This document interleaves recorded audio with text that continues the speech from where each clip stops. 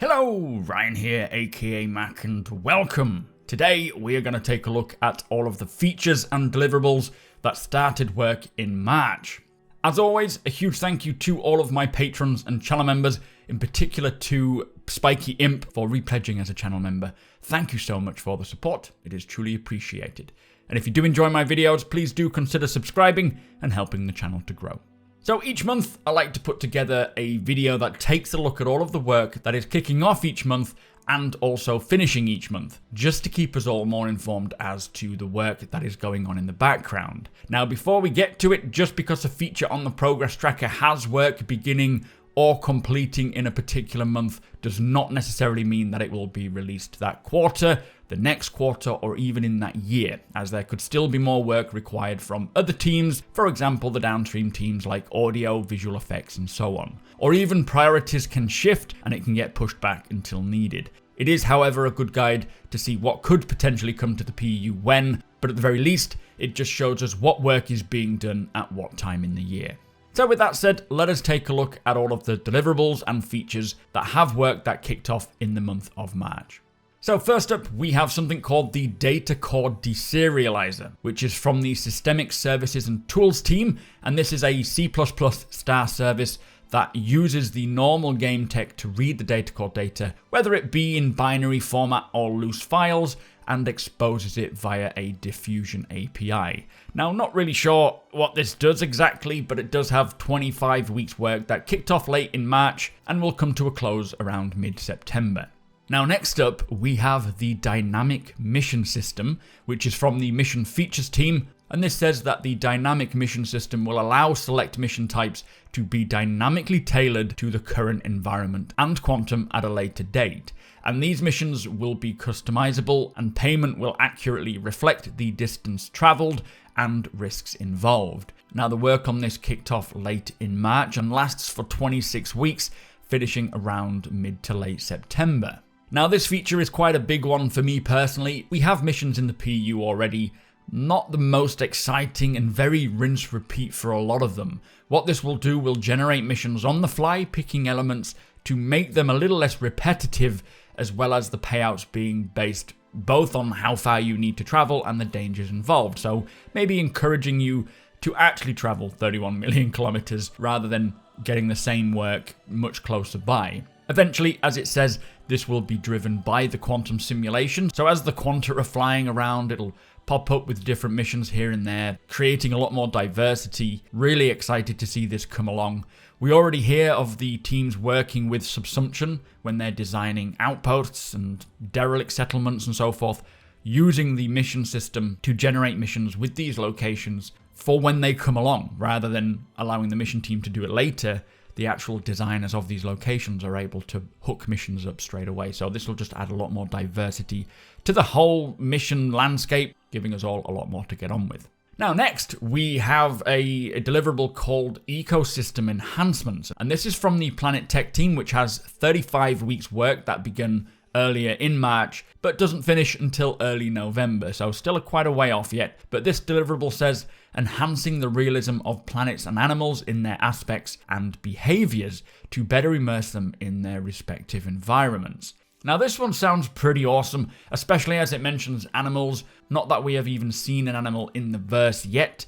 We know they are working on the space whales, we know of the Boreal Stalker and a few others, but this whole deliverable will make things make more sense to the planets, to the locations, giving them their own feeling like the animals and the foliage belong, and it kind of nicely flows on to the next feature as well, which I am personally really excited to see come along. It is called the Foliage Shader, which has 9 weeks work from the Planetech team that kicked off late in March and should be finishing around late May. Now, this one says, creating the ability to replace most current vegetation assets materials with foliage shader versions as needed. This, they say, will improve the general quality of foliage and vegetation, as well as allow for a variation between seasons and climate conditions. So again, allowing for seasons, watching the planets change from, I suppose, spring, summer, autumn, winter, or whatever each planet has. It might be unique for each planet, which is not only going to be incredible to watch planetside, but it will also heavily impact farming and the economy. I can just imagine living in my little modest homestead that I built, logging in and seeing the landscape change from, say, green to brown, while maintaining my small farm crop, of course. It'll also play into what harvestables are available where throughout the seasons and changing based on the condition of the climate, but it will also determine the value of maybe import and export for each harvestable as well. If it is lush on one planet because of the season, it can be harvested and then taken to another planet or another system where maybe they can't get hold of it so readily, and upping the price that you can get for them. Thankfully, it doesn't sound like we will be waiting long to see this progress, with its work from the Planetech team finishing around May time. So a really unique feature that I just cannot wait to see come along. Very happy that they have managed to find a way to create seasons. Now we just need to see if they can make the planets rotate around the star, but that's a conversation for another day. Anyway, next up we have a relatively new deliverable called Microtech Lagrange points, which is implementing additional rest stop locations surrounding the Microtech planet, including both stations and the associated gas clouds for them. So like what we see with other planets there, they have L1, L2, L3, L4, L5 and so on. Microtech needs them as well, so this is just providing more infrastructure for the planet's surrounding area. Nothing too exciting, but very useful, and this has 8 weeks work that kicked off late in March and finishes mid-May from the EU Sandbox 1 team and Lighting team. So on to the final feature that had work kicking off in March. It is called Underwater Rendering and Caustics, and this is again from the Planetech team. They have got their hands full. This says underwater rendering is a key point of water tech. Adding them will increase planet visual quality and realism for underwater flora and fauna. So with the first planetary river coming in Alpha 3.17, this is a great place to get this stuff kind of figured out.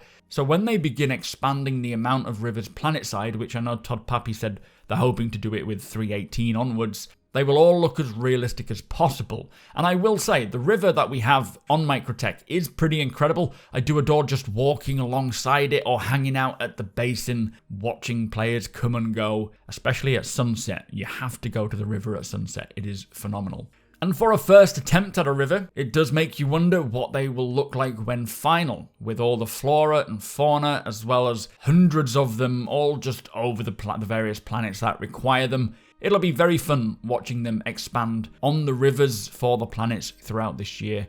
But anyway, this rendering and caustics update has 13 weeks work that begun right at the end of March and will complete for the Planetech team towards late June. So there you have it. That was all of the work that kicked off in March according to the progress tracker. Not a huge amount, but many of them are very impressive features that I personally cannot wait to see come to fruition. But as always, I will continue to cover all of the work that is going on with the progress tracker from month to month, hopefully keeping you all up to date with Star Citizen's progress. But as I said earlier, if you do enjoy my videos, please do consider subscribing and helping the channel to grow. We are fast approaching 50,000 subscribers, which is phenomenal. Thank you so much. Also, come and hang out over at twitch.tv/supermacbrother. You are all more than welcome over there. We are chilling out, trying to play 3.17 and just discussing Star Citizen in general. Hit the thumbs up if you don't mind, it does do the channel a big favour, and tick that notification bell if you would like to be notified when my videos go live. Again, huge thank you to my patrons and channel members. Thank you so much for watching, and I'll see you in the next one.